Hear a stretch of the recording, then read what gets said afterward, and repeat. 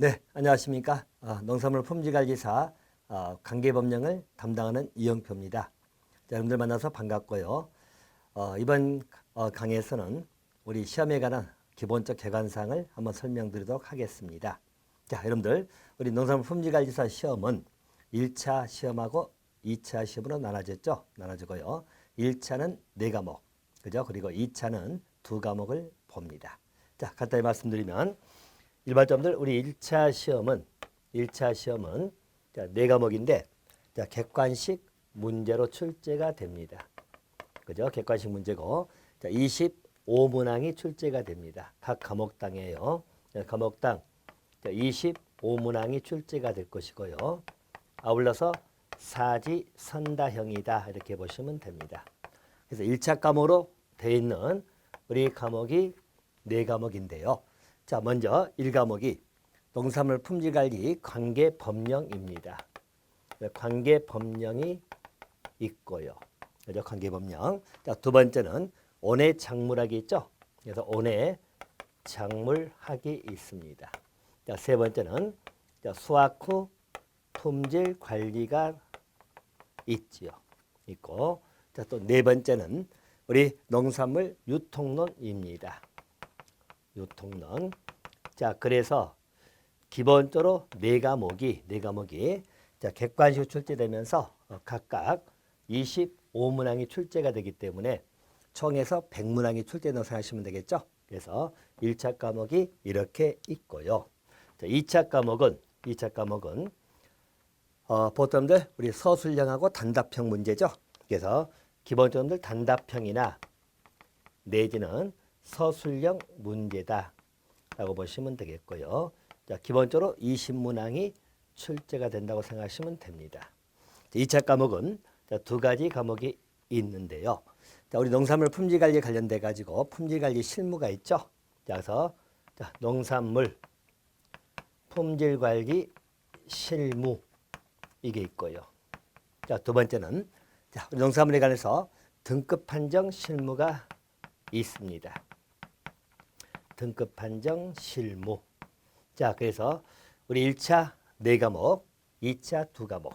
1차는 객관식으로 진행될 것이고요. 2차는 단답형이나 서술형 문제로 출제가 된다. 이렇게 보시면 되겠어요. 자, 제가 담당하는 1차 과목은 우리 관계법령입니다. 자, 농산 품질 관련돼 가지고 관련된 법령을 공부하는 것인데요. 우리 관련 법령은 3가지 법령을 공부하는 것입니다. 자, 가장 중심되는 것은 농산물 품질관리법이죠. 그래서 농산물 품질관리법입니다.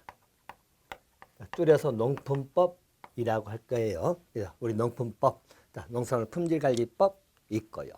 자, 두 번째는 농산물의 유통 및 가격 안정에 관한 법률이 있어요. 자, 유통 및 가격 안정에 관한 법률이다. 자, 유통 및 가격 안정에 관한 법률입니다. 자, 세 번째 법이 여러분들 온산지 표시에 관한 법률이죠. 자, 그래서 농산물 온산지 표시에 관한 법령이다. 이렇게 보시면 됩니다. 그래서 3가지 법을 우리 관계법령에서 정리할 거예요. 자, 3가지 법을 해가지고 우리 관계법령은 25문항이 출제가 됩니다. 출제가 되고요. 자, 출제 비중에 관한 것은 어느 정도 정돈돼 있습니다. 자, 그래서 일반적으로들 우리 시험 자체에서 자, 우리 15회 시험 뭐 이럴 때까지도 기본적으로 출제되는 게 우리 14회 시험에서는 우리 농산물 품질관리법이 있죠. 그래서 14, 15에 나오는데요. 여기에서는 보편적으로 14, 15에서는 우리 농품법이 14문항이 출제가 됐거든요. 자, 그런데 우리 16회 시험에서는 13문항이 출제가 됐습니다.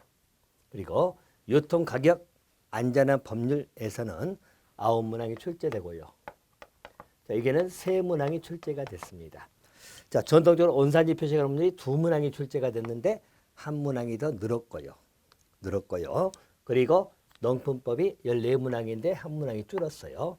자, 그래서 기본적으로 이렇게 배정해서 25문항이 출제가 되고 있습니다. 자, 그럼 이제 기본적으로 중요도로 따지면 일단 농품법이 가장 중심이 되기 때문에 중요하다고 보시면 돼요. 그래서 농품법도 일단 출제가 자주 되는 부분들은 여전히 반복해서 출제가 되고 있습니다. 그래서 그걸 중심으로 정리를 좀 하시면 되겠고요. 아울러서 유통 및 가격 안전한 법률도 9문항. 대신 이제 온산지 표시는 약간 비중은 좀 낮죠.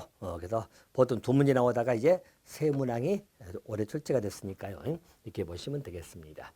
자, 그러면 이제 일반적으로 시험에 관한 것은 뭐 이렇게 나온다 하더라도 우리가 이것을 어떻게 극복하고 어떻게 많은 점수를 맞을 거냐 하는 문제이지요. 자, 대신 이제 이 부분 여러분 이렇게 생각하시면 돼요. 자, 보통 우리가 법령을 공부할 때 일반적으로 다 용어들이 새롭거나 또는 전문 자체가 길기 때문에 이걸 다 암기해야 될 것이냐 등등. 그래서 좀 문제상에서는 까다로운 문제도 있긴 합니다. 하지만 일단 여러분 구조를 잠깐 살펴드리고 공부령을 잠깐 말씀드릴 거예요. 자, 보통 우리가 여기서 법령이라고 하는 것은요. 이렇게 생각하시면 돼요. 일반적으로 법률이 만들어지면 자, 법률은 여러분 국회에서 만든 법이죠. 기본적으로 다 우리 법률들입니다. 그리고 법률 내용을 보충하기 위해서 대통령령인 시행령이 만들어집니다. 시행령 보통 대통령령으로 나옵니다. 명령입니다. 법률을 보충하고자 하는 시행령이 만들어져요. 농산물 품질관리법이 법률이면 농품법 시행령이 그 다음에 대통령령으로 나온다. 자, 그리고 보통 또 시행규칙이 만들어지죠. 자, 시행규칙입니다. 시행규칙은 보통 총령 불령인데 일반적으로 이 부분은 전부 다 우리 부령으로 생각하시면 됩니다. 알겠죠? 부령으로 만들어진다. 행정각부 장관이 명령을 발한 겁니다. 그래서 유계질서상으로는 여러분 법률이 가장 상위에 있고 우리 시행령이나 시행규칙은 명령이기 때문에 법률보다는 아래 효력이다. 이렇게 보시면 되겠고 또 우리 시험 범위에 관련된 이 세 개의 법은 법령을 공부하는 겁니다. 그 법령을 공부한다는 말의 의미는 뭐냐면 일반적으로 이게 법률하고 시행령, 시행규칙 자, 이걸 전부 다 합해서 우리 법령이라는 말을 쓰는 것입니다. 법령. 자, 그래서 일반적으로 농품법만 보더라도 농품법 법률도 봐야 되지만 시행령, 시행규칙도 봐야 된다.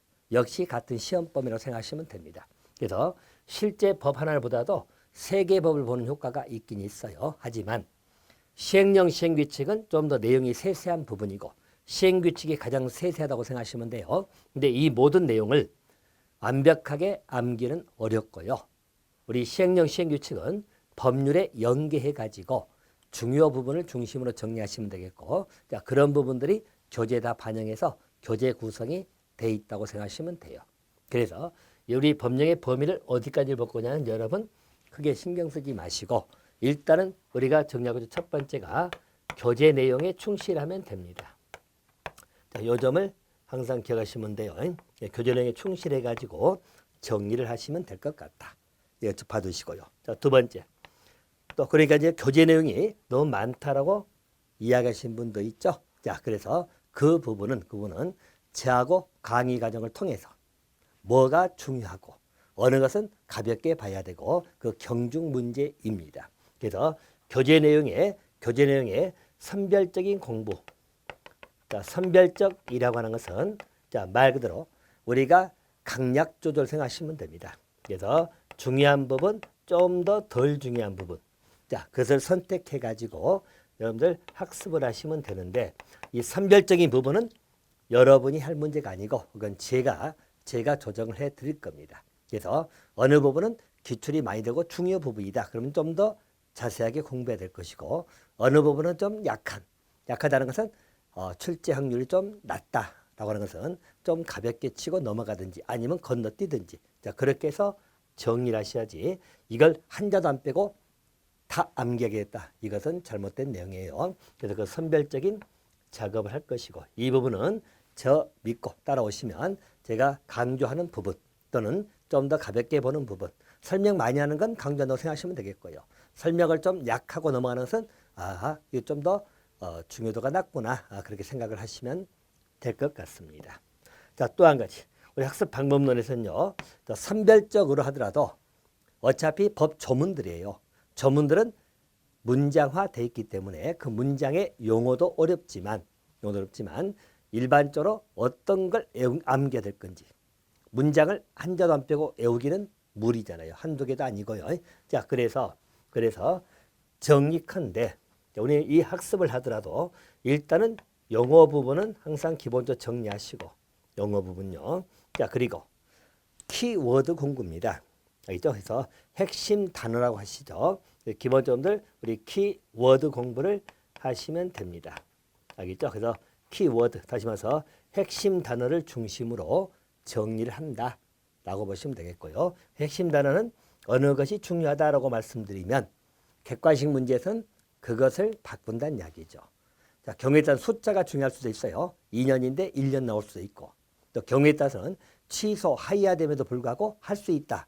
그러면 할 수 있는 건 틀린 거죠. 하여야 된다가 포인트다. 자, 그래서 이런 키워드 다시 말하면 우리 포인트 공부를 하시면 될 것입니다. 이 부분도 역시 제가 어느 것을 강조하고 어느 것만 보세요라고 할 때 이것을 중심으로 하시면 될 것 같아요. 자, 그리고 이제 이런 걸 정리했더라도 중요한 것은 우리가 반복학습을 해야 된다는 거. 자, 반복학습은 이거 뭐 당연한 이야기죠. 왜냐하면 우리 한번 본다고 해서 그것이 완벽하게 나에게 입력되는 건 아니죠. 그래서 어느 정도 내가 생각이 머물 수 있을 정도로 반복학습을 하시면 될 것 같습니다. 자, 그리고 이제 마지막입니다. 자, 그러면 이제 어느 정도의 이론적 내용이 정리됐다 하더라도 실제 우리 시험은 객관식 문제이기 때문에 문제 접근을 하셔야 되겠죠. 자, 그래서 일반적으로 문제 접근을 하기 위한 자, 일반적으로 문제 풀어보는 과정, 즉 풀이 학습이 꼭 들어가야 된다는 이야기입니다. 그래서 실제 보면 우리가 안다 하더라도 문제가 나올 때 당황해서 풀어내지 못할 수가 있다는 것이에요. 그래서 꼭 문제를 접근해가는 우리 풀이 학습이 필요하다고 생각하시면 됩니다. 자, 그래서 이런 정도의 내용을 가지고 우리가 학습에 임하게 되면 자, 아무리 관계법령이라 하더라도 여러분들이 원하는 일정 점수는 충분히 나올 수 있다. 그렇게 보시면 될 것 같아요. 그리고 가급적이면 제가 영어라든가 이런 것도 풀어서 좀 설명드릴 거니까요. 그래서 그걸 중심으로 정리하시고 무엇보다 놓쳐서 안 될 것은 어느 부분이 중요하고 그 중요한 부분에서 어떤 단어가 키워드인가. 알겠죠? 그것을 항상 반복해서 주입을 하시면 됩니다. 그래서 문제가 나오더라도 그런 부분 중심으로 풀어내시면 될 것 같습니다. 자, 그래서 저와 같이 여러분들 농산물 품질관리사 자격 취득하는 데 있어서 여러분들이 좋은 성적을 가질 수 있도록 저 역시 최선을 다하도록 할 것입니다. 자, 여러분들 꼭 시험에 합격하기를 바라겠습니다.